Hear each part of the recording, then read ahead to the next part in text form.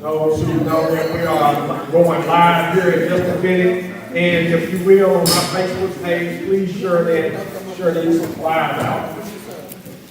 Again, thank you all for coming again to this week's stakeholders meeting in the rain. So y'all are faithful, and we thank y'all for coming out again with us, even though we had a little rain on today. As y'all keep me and my wife in the prayer, we right after this meeting going to be heading up to Nashville, as we're going to be lobbying on the Hill tomorrow with our other county commissioners and county officials as we go and try to beat the bushes and pray that something fall out in Nashville and fall here in Memphis. As y'all know, we got a lot of big items on our list. One is that we are pushing hard for the state to continue to support the work of the Regional 1 Hospital. Y'all already told you where we are with that and purchasing the property around the old commercial field, but we're going to still need the state's strong support of about $400 million to make this deal become all of the reality that we're wishing it to be,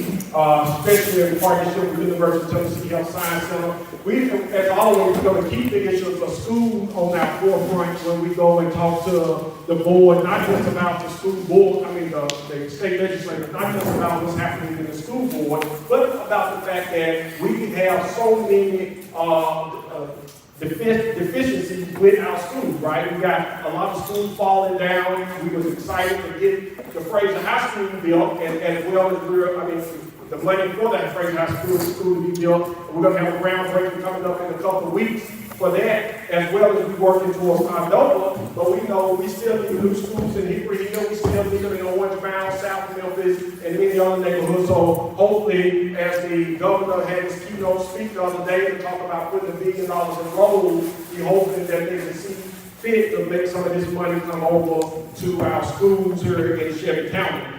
So that are some of the issues that we're going to continue to fight as we go. For those who know, we as a county is investing over $22 million to build a brand new mental health facility, a justice-involved facility for those who are in the justice system. Again, I want to recognize one of our judicial commissioners, Judge Rochelle Atkins. Give her a hand if she is here. For those who don't know, we might have a lot of more judges coming forward next week, judicial commission. We got a number of people who are applying for Division 7. That's the judge, a seat that's about to be vacated by Bill Anderson, who has been elected to that seat. So it is on us, the county commission, to identify and look through the resume of these great leaders such as Judge Best, who have sat on the judge seat herself and served our county. To look through so many, and this great ones like her that's coming. But I say this, as I was just sharing with Judge Best, is that because I have interviewed so many, still a number more to interview, that what I'm looking to do on February the 22nd is having a live stream town hall with some of these judicial commissioners, because why? I want to hear from you all. Yes, you all are my bosses, and it is our role right now in this capacity to identify and appoint, and I can look through and have all these interviews, but at the end of the day, if this was an election, it would be your decision on who would be in that seat, not my decision. And so I want your voices to be heard, to help guide me in that, because if something happened, at least I can say, I gave the people a voice, right? Is that I didn't just make a choice, and then now you get mad and say y'all name, even though I know Ben Judge Best would be a great choice, is many others who also are going out for this seat. So look for that email to come to you all. If you're not on our email list, make sure that you are. Those who are streaming live, make sure that you're emailing us to get on that email list so that you can get the link to that town hall that we're putting together for that particular thing. I don't know if other commissioners would do it. I may even see if we can get other commissioners to join in and let's do this something bigger. But some may already have their decision made on who they want as well. So that being said, I want to give our announcements an opportunity. Brother Chris, you want to come on and share? We're going to probably cut out our announcements off in just about 15 minutes. So I know we don't have that many drills. So those who are online, please, I know that you might have to make it through the rain, but please make sure that you share this screen with our other guests who are watching from home or from their job or today. Give Brother Chris a hand, guys. Good afternoon. I'm going to try to speak a little slower. I heard I go a little fast. No, you go slow. Go ahead. All right. And coming up this May is Children's Mental Health Acceptance Month, Children's Mental Health Awareness Week. We at the ET Center for Future Advocacy will be having a few different events. One I want to put your focus on is our PAX conference, our Psychiatric Advocacy Collaborative Team Summit, where our special guest will be Dr. Tammy Benson. That's going to be on May 16, 2025. We have the flyer for this in the back. And we'll have some more information about our upcoming date and the time and where the location will be at. But May 16th, just take that into account for now. Also, next Wednesday, on February the 19th, we'll be continuing our Project Echo, which we are a collaboration to bring mental health awareness to youth mental health. This next Thursday, the 19th, what's that Thursday? This Wednesday. Okay, so next Wednesday, on February 19th, our subject will be trauma and great cemetery mental health case studies, and therapeutic approach. And again, this is part of our collaboration with professional health, different professional health in Shelby County, trying to work with their community members to create that collaboration, to create a better understanding about some of the issues that are affecting our youth and community when it comes to mental health here. And so we'll have a few more events coming up, and we just want y'all to keep us in mind. Thank you. All right, thank you, sir. Again, those who are here, make sure y'all connect with UT, a great partner, a great resource.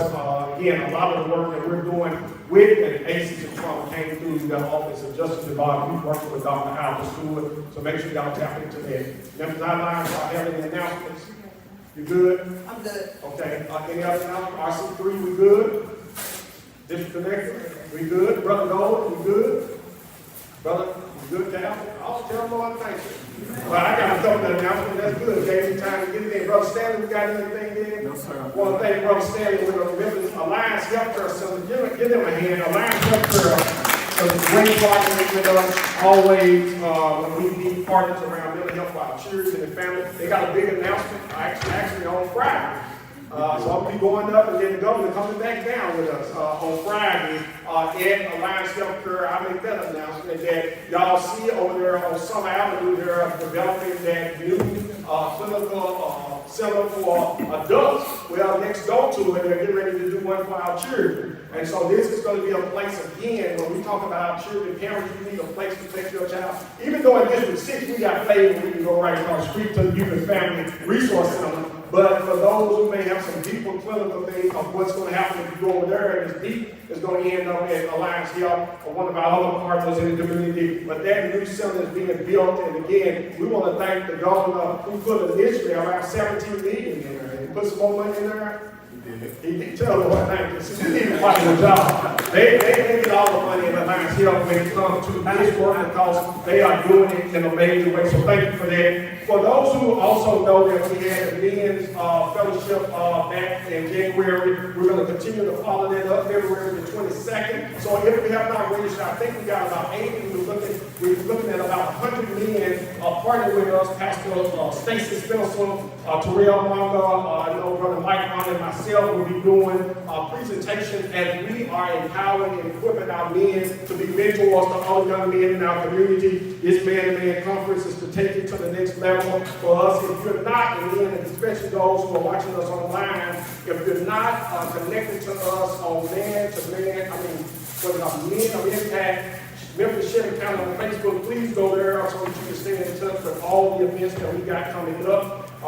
Great connections, and I sent out a big email there this morning. And as well, you can go to just my Memphis, Men of Impact, and get on that app and send it on. If you got a business, company, or organization, please send that information to us because we are working on something big. And again, I know Agape got on April the 5th, their family festival at Shelby Farms, but that morning we're going to do our 7-piece summit, 9 o'clock, we're really 8 o'clock starting registration, and all the way up to 2 o'clock.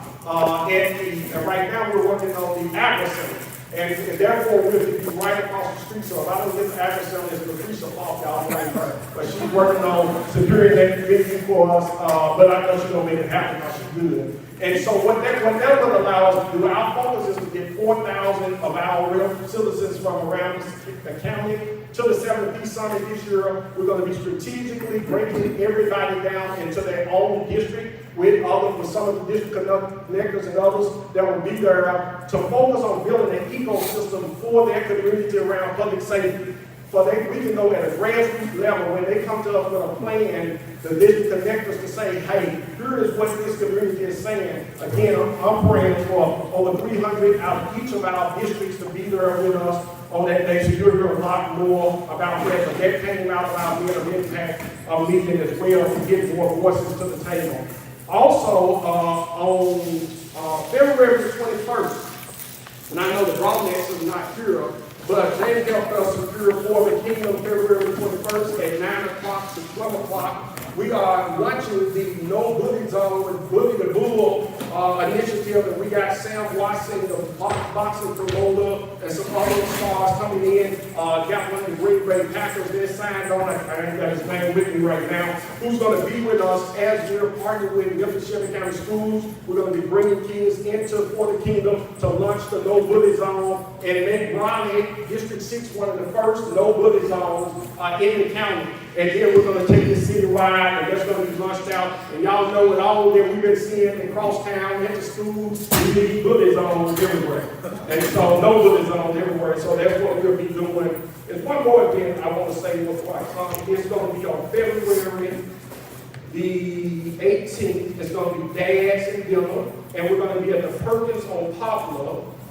And this is Brother Anthony Harvey, February the 19th. At 6 p.m. to 7:30 p.m. Dads, we're asking you to bring your kids with children with you. Now, let me say this. The first child gets you free, so if you like me and got 6 kids, you're going to have to pay for the rest of them, right? But the first child gets you free with the dads. We're going to be there February 19th at 6 o'clock to 7:30, eating dinner with our kids, dinner with dads. Again, thanks to Principal Harvey for leading that effort with Fathers First initiative, who helped us also organize that great event. I want to recognize another couple of other people since they crossed the border today to be with us. Brother Will Richardson, District 8, and he's a good friend of mine. For those who know, look for him on the ballot next year because he's most definitely going to be running for Super District 8, and he should win that seat. He's been doing the work with us in the community. Give him a hand again. That's my golfing coach, and he don't like me saying it, I beat him now. Also want to recognize Pastor Walker with Church of Christ. It's a Christ Community Church. That's right. And South Memphis over on St. Paul Street. And so Pastor is doing some great work down there in that community, and we thank them for coming because they are working on building this kind of capacity to start these type of meetings in their community. Again, District 6, that's the type of leadership we have as they're rolling on to do some of this same great work in their community. And also thank you again for being with us, Pastor Timothy Bowers. Yeah. And First Day Bowers. Again, thank you all for being here with us. Being next week, actually, I go off on the honoring Pastor Bowers at Shelby County Division. As I said, they have retired his jersey with Kingsbury High School, so they say he was a hooper back in the day. And so we want to again recognize him in Shelby County for all of his leadership and work. And I kind of had the best opportunity was that last week. What is this week? Last week? Week before last, yeah. We had another great thing that happened here in District 6. How many of y'all heard me talk about the third Resilient Hub being launched in Nutbush? Well, the Career Academy opened their groundbreaking last in week. Nutbush. Give that a hand. Yep. Every poll was about people here. He talked about the great work he's doing. I mean, they are doing some amazing work. And we had even the Speaker of the House, everybody to come down for that event last week. Both mirrors was there. Pastor opened us up in prayer again. We thank God for everything that is happening for us and to us in this community. And this has been because of continual capacity building and working hard to make our community better. That being said, all my minds clear, we get ready to introduce. Again, Sarah and me, we want to thank y'all. I want to thank Pastor Leon Jones in his absence. I heard him on the boat, right? He stayed on the cruise. He didn't say, I'm going to be on the boat this week. I said, we stay on the boat. But he deserved it. He deserved it. He worked so hard. Y'all already know, every Friday night, 8 o'clock to midnight, he's here shooting ball with these young men from all over the county. It's not just from our district. They are from all over the county. I look at the data all weekly and see the numbers as they come in. So I thank him for his faithfulness to be here when other folks won't step up to be with these young men. They're afraid to be with them, but he's here with them, playing by then, also providing food to them monthly through the food giveaway here at Rugged Plain Food in partnership with Sin Relief. So that's the first Saturday of every month. So coming up next month, make sure if you know families that need food, they're going to line up early because it needs thousands out here for those food that start about 8 o'clock every morning. So you want to make sure that you're in line. You might want to spend the night some nights. So again, thank them for all that they do.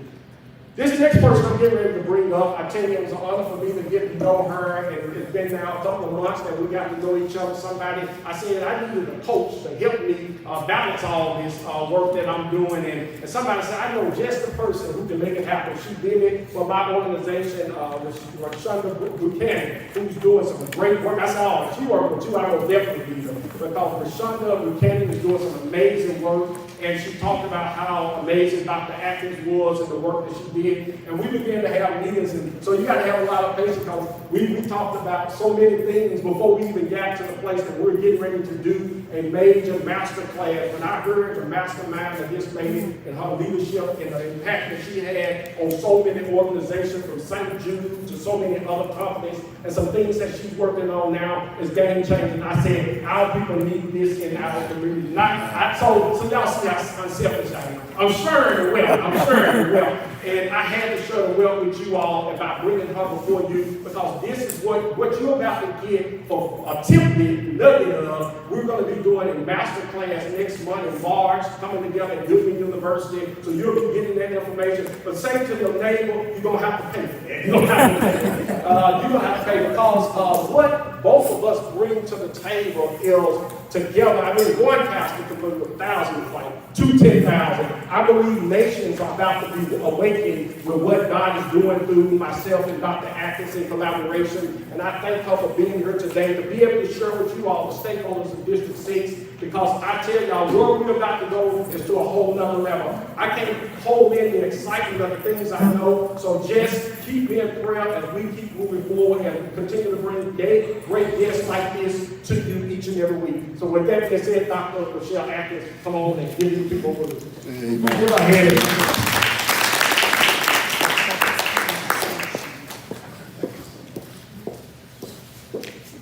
No.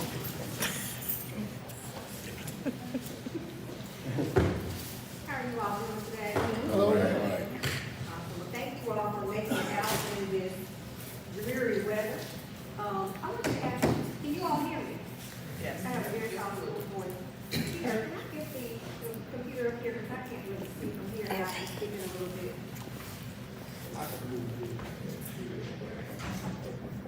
And I want to first let you all know, I know you all are spread out, but we're going to be like family today, so we're going to, one thing I do ask is that you participate. Is that down for you, Doctor? Doctor, is that down? Yes. I say I have some passionate people here. We preachers here, we preachers. We're going to be talking about building resilience and leadership. And I cannot say, first of all, I know right now as a nation, we're going through a lot. And as leaders, many people are calling on me to try to figure out how do we make sense of all that's going on. So for us as leaders, we're going to have resilience. And so I want to talk to you a little bit today about what that means. We're going to talk about having the knowledge, having the skills to be able to bounce back from adversity. And not only bounce back, but bounce back greatly. So we're going to talk about self-awareness, emotional intelligence, and strengthening empathy. How many of you all have heard these words before? Amen. I'm sure we all. Those are kinds of buzzwords within the community.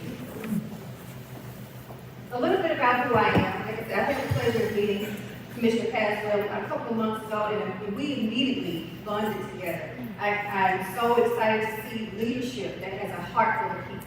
And so just in a little bit of time, I've been so impressed and so excited about what he's doing. But I have an organization that helps leaders, the Leadership Club. And I often say, well, what do you do? Somebody asks, so what are you?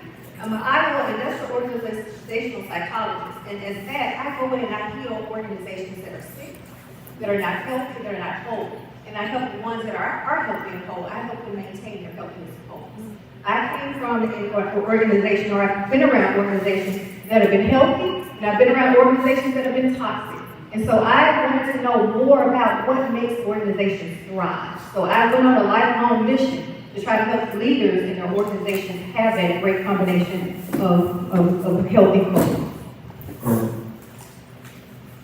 Let me ask you something. We heard, I said, we're going to talk and communicate.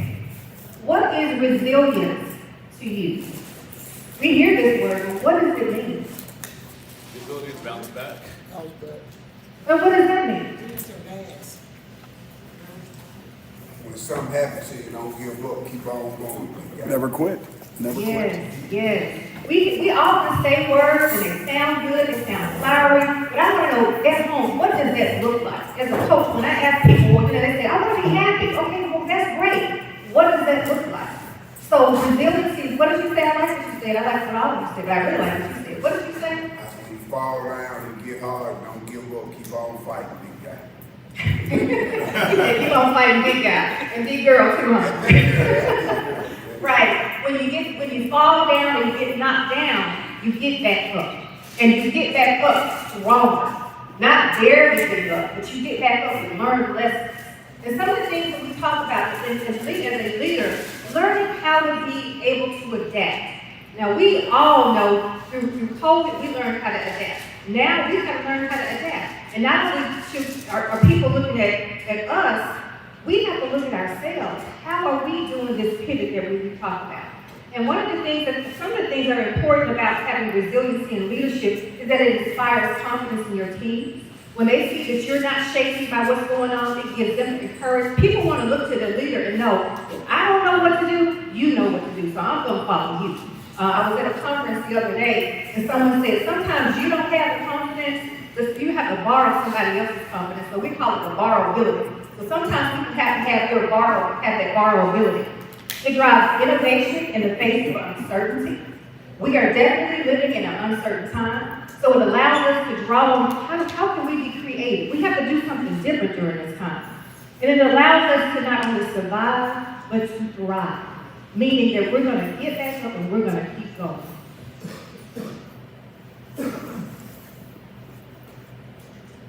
There's a whole lot I could say about resiliency and leadership. But for the sake of time today, we're going to talk about 3 components. We're going to talk about self-awareness, emotional intelligence, and empathy.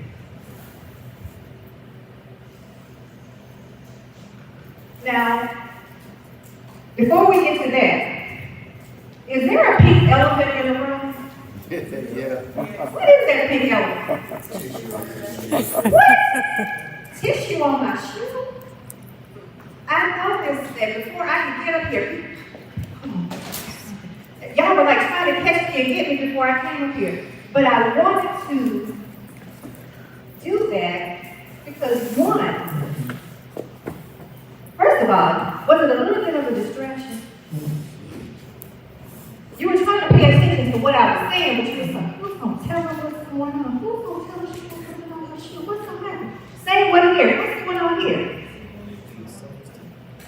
He's got spinach on his teeth. How many of us have had that situation? Going and talk to somebody, you talk to like 5 or 6 different people.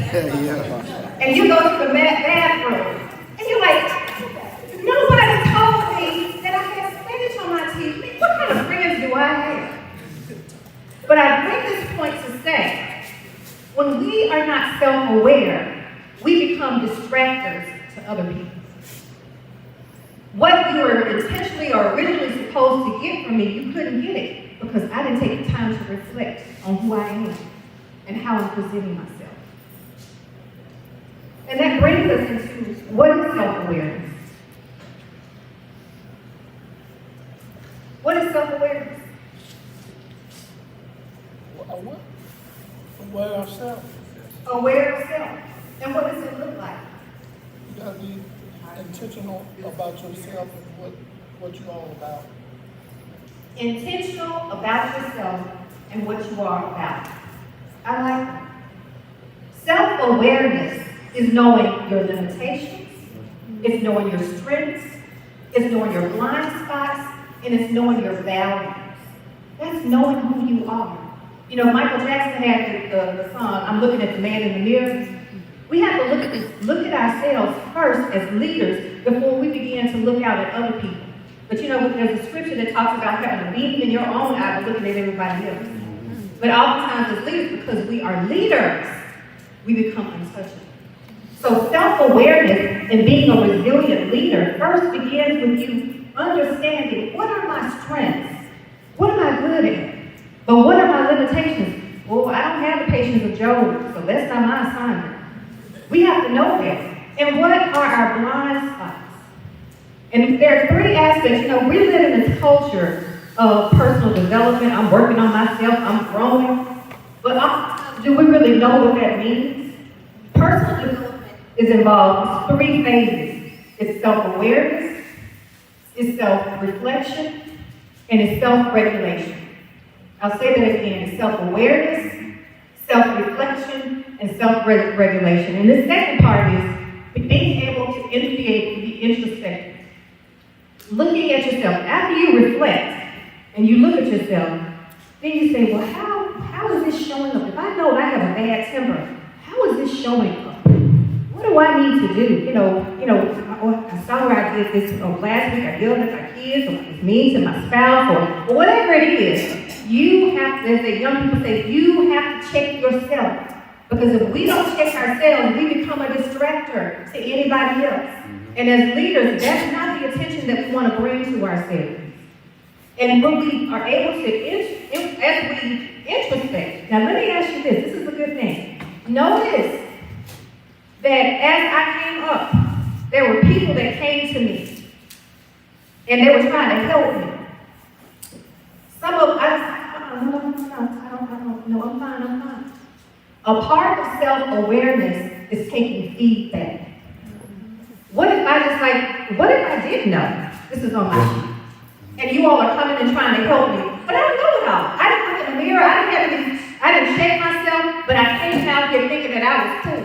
Some of us do that. How are we able to receive feedback when someone tells us? I said, thank you for coming up. He got out of his seat, went out of his way, and said, hey, before you get up, I don't want you to be embarrassed. You got something on your shoe. He was willing to take that extra step. But it was my responsibility to go where I needed to get a reflection. And I think about how amazing we are as humans and how intelligent we are as humans. The one thing we cannot do, we cannot see ourselves. We need something else to help us see ourselves. So I hope that you have people that help you see the real you. Because if not, you'll be walking around with spinach in your teeth and tissue on your shoes and just messed up. Because you can't see yourself. So your friends and your peers, your people need to be able to speak into your life. And not only can they speak into your life, can you receive it? Amen. Can you receive it? I had an opportunity to work with an organization that was #1 in what they did. This is during COVID. And it was an interesting request. The manager reached out to me. He said, I have an excellent team. We've been winning awards year after year after year. But I'm coming into a problem. He said, they don't receive feedback. They've been #1 for so long that nobody can tell them anything. Like, who are you to tell? You are what, #2? Oh, you can't tell me anything. So they became arrogant in who they were. But one thing I've learned, what got you here would not get you there.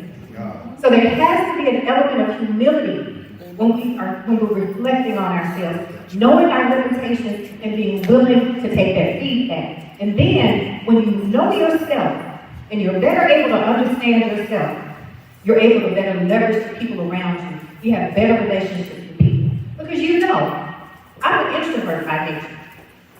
And it takes a lot. That's why I say I know this is a gift to be able to get up, because this is not my natural nature. But I've learned how to lean in. Now, if you want to take me somewhere and I don't really know you, and you think we're going to have a whole long conversation and we don't really click, you're going to think, what's wrong with her? I know myself. So I just let you know I'm kind of quiet, I'm kind of shy. It's not that I don't like you, I just don't talk to a lot of people all the time.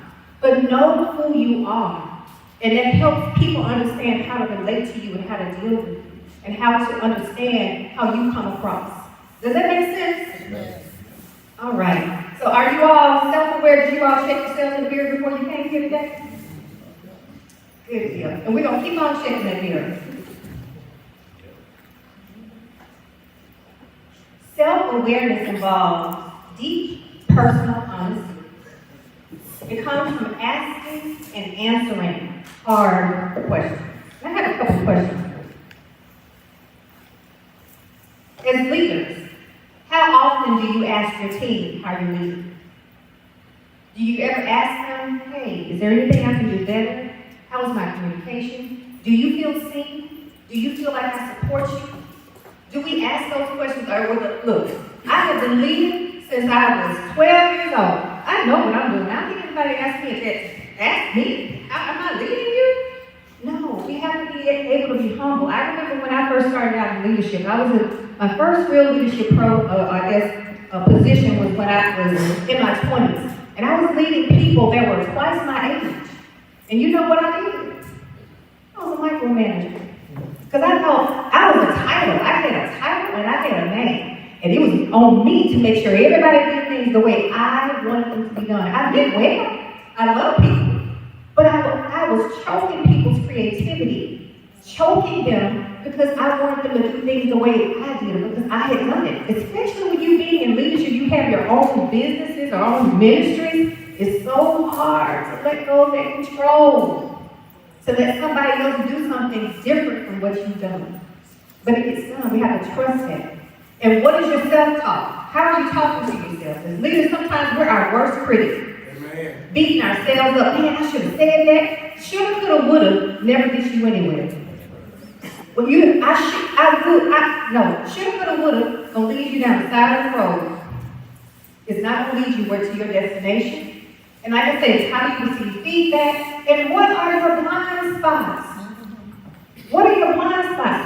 Let me put it another way. What are your triggers? That's right. Everybody's got triggers. Do you know your triggers?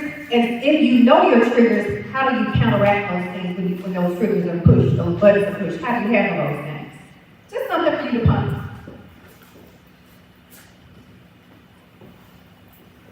Now here's the other topic, emotional intelligence. We all talk about that, that's a fancy word. But what is emotional intelligence really about? It's about managing your emotions. Sounds very simple, but there are 4 aspects of it. There's empathy, where we understand or try to identify how other people feel. Then there's open communication, meaning that you allow people to honestly express themselves. You know, there was an era, a time, parenting has really changed. We're in this, gentle parenting age, a little different from when I grew up. The gentle parenting, just share with me, how do you feel? How do you, sometimes it works, sometimes it doesn't. But do you allow people to be honest and feel safe enough to share how they really feel? That's right. That's important. And then active listening. Listening not to respond, not to solve, but to understand. Are you listening to really understand? If you're listening to understand, you're asking more questions, but see, I know you're not listening. You're listening to solve, you're listening to get to a quick solution, but when you're actively listening, you're listening and asking questions, so tell me more. Tell me more. So why do you feel this way? Tell me more. You're creating that safe place for that person to feel seen, heard, and validated and understood. And then last, regulate your emotions. People will push your buttons. Yes. But what happens when they push your buttons? You know me, girl, if they say this, I'm gonna go off. Or, I'm gonna give up a piece of my mind. And I think my mother would say, or somebody would say, no, you need all your mind. You don't need your pieces away. You need all of them. So, empathy, active listening, open communication, and regulating emotions. Now, I said that for a reason. So, I was an instructor at one point in time. I've been in a very diverse background, professional background. So, at this time, I'm going to get 2 volunteers. We're going to do a little experiment. As adult learners, we do better, not just by listening and hearing. I'm not giving a lecture, but I want you all to demonstrate. We're going to participate. Mr. Richards, I'm gonna come up. You going to come up, okay? And can I get your names? Tony and Will, okay. Mr. Tony, Mr. Will, okay, you all have a choice. I get one that's going to be a responder and one that's going to be the emotional person. Who wants to be the emotional? The emotional person? Okay, we're going to put in emotional intelligence into demonstration. Okay, Mr. Emotional Person, you've got a team member interrupt the meeting to vent about being unheard and undervalued. Their tone is tense, and they're very frustrated. That's you. So you are talking, you're in the middle of the meeting, and Mr. Responder, you're going to show how you exemplify emotional intelligence. And as a group, we're looking to see, is he practicing empathy, active listening, open communication, and regulating emotions. So we're going to give you about 2 minutes, I think, 2 or 3 minutes. Is that fair? Okay.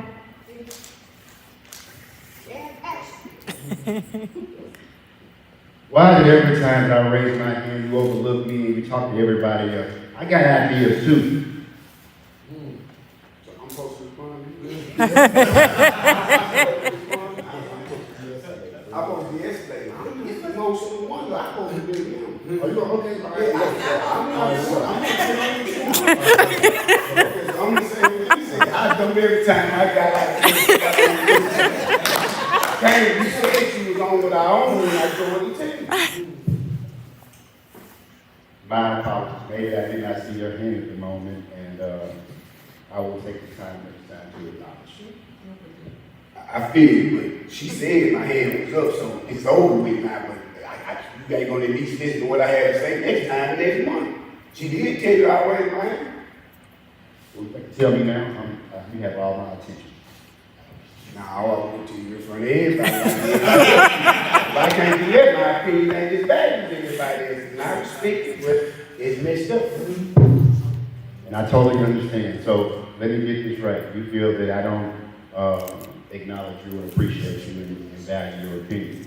I do have a solution. How about we just do an email? And we include everybody on it, and I will respond and acknowledge the fact that you have great ideas. Well, I agree with next month. I ain't sending you that, y'all. I agree with next month. Thank you. And you fired, bro.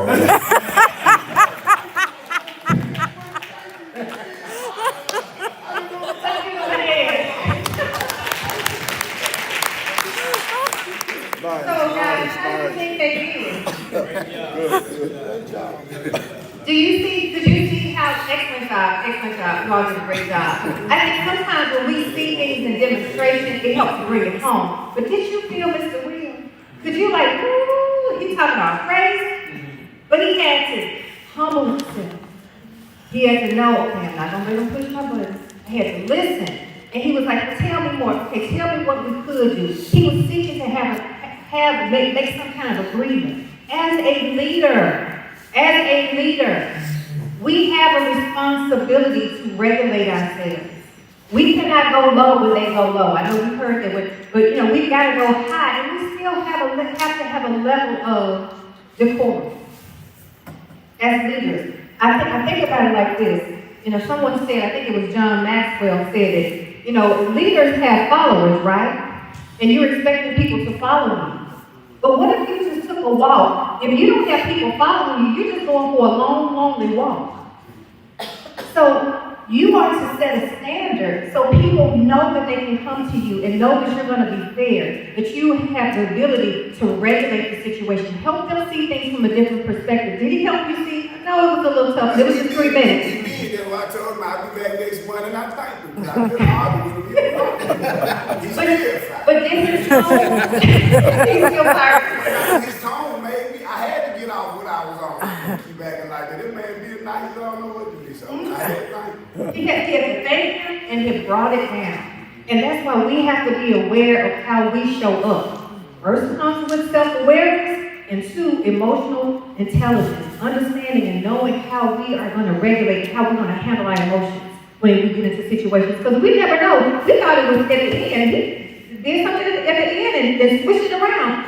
There is no script when it comes to life. There is no script when it comes to leading others. And I have down here, emotional intelligence is a skill that has to be cultivated. It's something that has to be worked on and cultivated.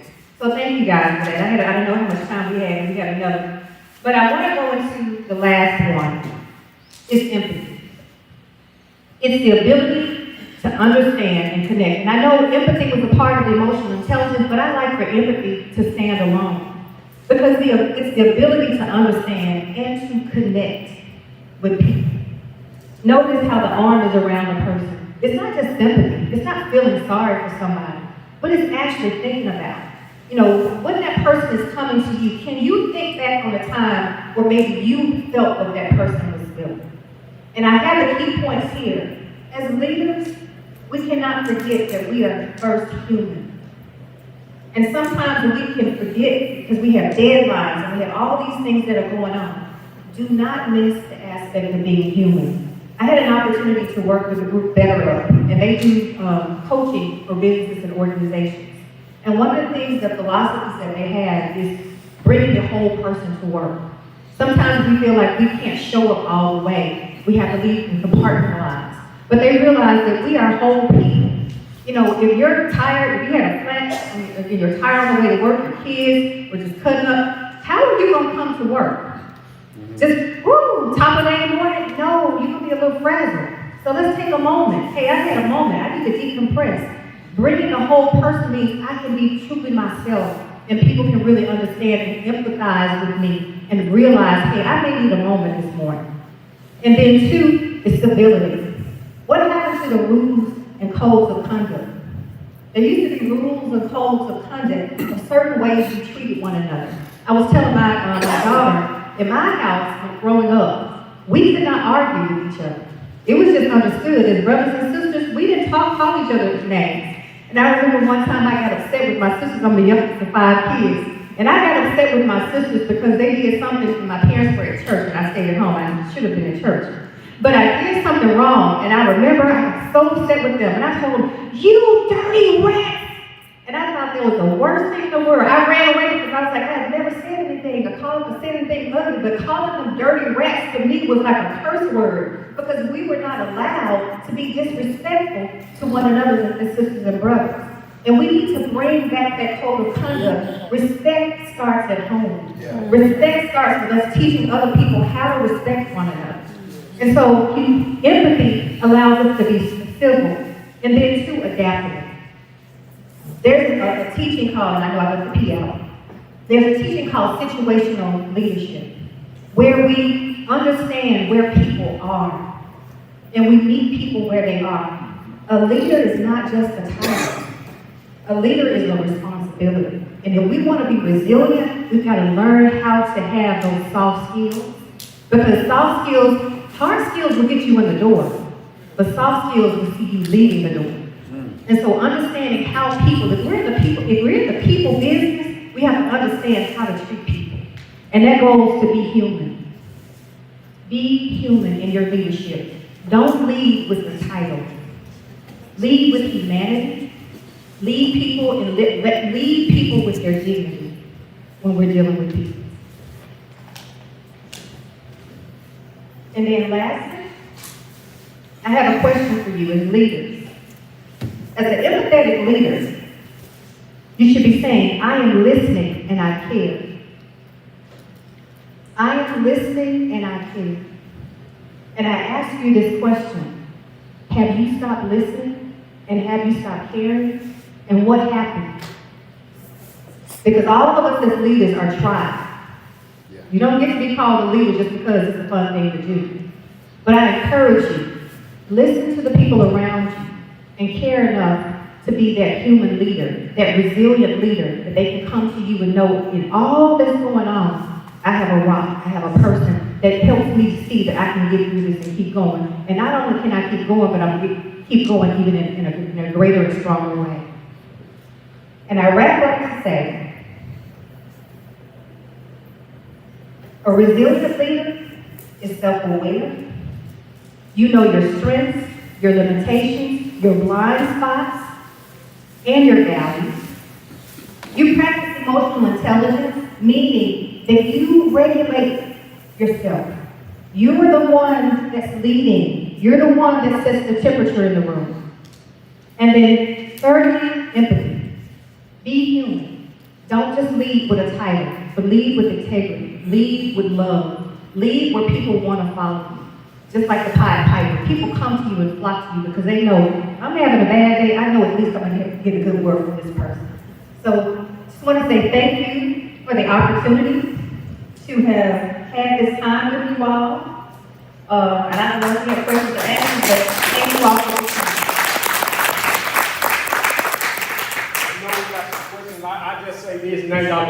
my coach, right? To serve on the county commission with different perspectives and different communities, you got to be able to know how to bring it, standing in some of our meetings, bring it down. And this type of emotional intelligence will keep you and take you a long way when you're able to. And judge, I know you got to have it. She see it every day when those individuals come in that courtroom. You got to be able to bring it down. So I know that. How many of y'all see value in this training on today? Man, I know in this room is all leaders and they are leading in many capacities. They have to work with different people, different personalities. And so, any questions for Dr. Atkins before she sit down? Can you take that Ms.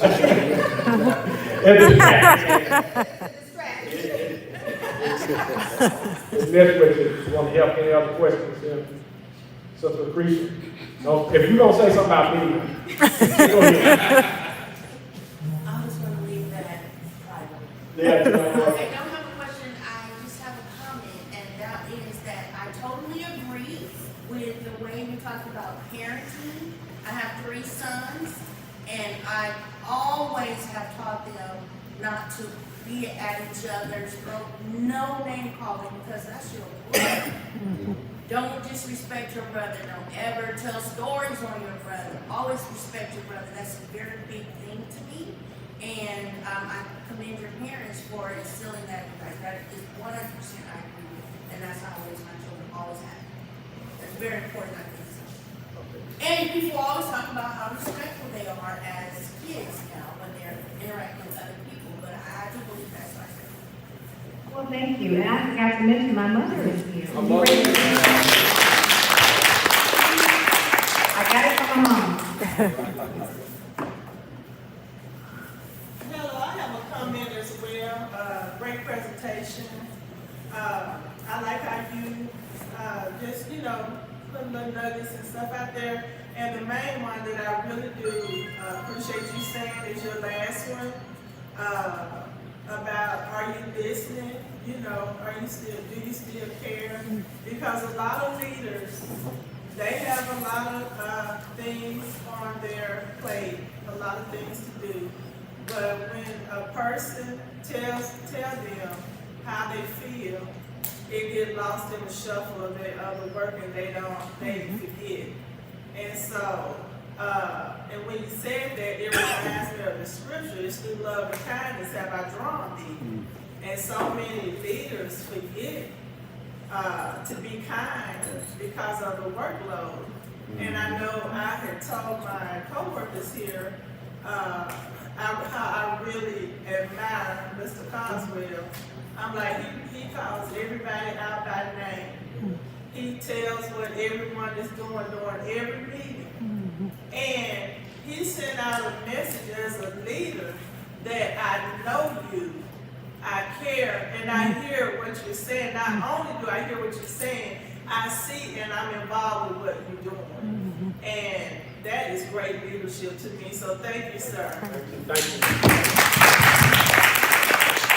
So basically what you're saying is that coaching is paying off. Sherry, I know you got something, Doctor. One thing that I do, and you did a wonderful job, but one thing I do is I always tell people sometimes, take a moment before you respond. So I know when he was doing, you did a wonderful job.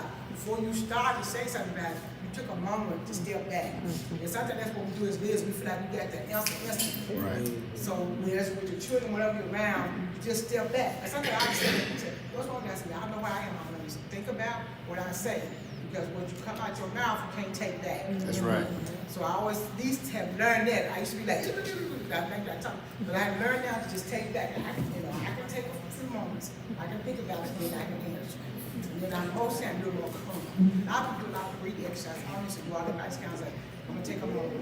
We can go quick, fast, and hurry. I said I'm just gonna take a moment, think about it, and then I'll respond. Good.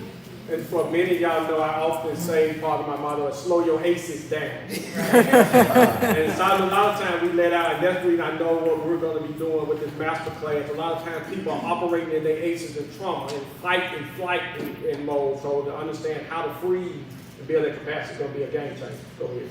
So the question I wanted to ask is, in the Black community, getting mental health support isn't a priority. But as a coach isn't mental health, but we all need coaches. I've heard book writers say, Oprah had 4 coaches. What advice do you give to the room as far as leaders getting coaching to help them through their day? Oh, wow. I can say I actually stumbled upon coaching. It's such a needed space for leaders because as a leader, I didn't share my background, but I've been in leadership over 20 years, and I know the isolation that you feel as being a leader. Sometimes you don't know who to talk to, who to trust, because you don't know if things turn, if they can use it against you. So as a coach, I say you pay to keep your business private. And that's what I offer. I offer psychological safety and a place for you to process and think. There's so many people coming to you, asking you questions, and you have to be on the spot, coming up with this. But when do you have a moment to process your own thoughts? And when do you have a space where you can kind of bounce it off of somebody in a free space, in a non-judgmental space? So coaching to me has been so pivotal because I found coaching at a very transitional part of my life, and it helped me make that transition. That's what coaches do. Coaches help you navigate change with resilience, and you don't have to stumble and fall down along the way. But I could go on and on because I do what I do because I love it. I became an answer for what I couldn't find. Solution, rather. And as you said it, and I just think about a lot of times we pull out, Pastor, pull out. Yeah. And then you don't have nobody pouring back in. So when we click out, because nothing ain't pulled in, then you lose a friend. Preach, bro. I just said a word.